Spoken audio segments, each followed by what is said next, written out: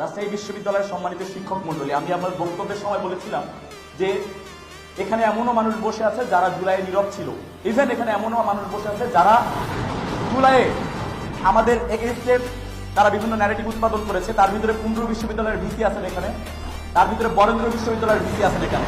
14 জুলাইয়ের ঘটনা আপনারা সবাই জানেন।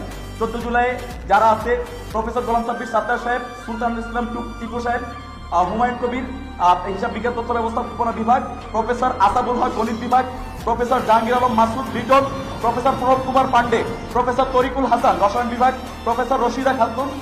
স্যার, এটা আমাকে বলতে হবে আমাদের, এটাই জুলাই।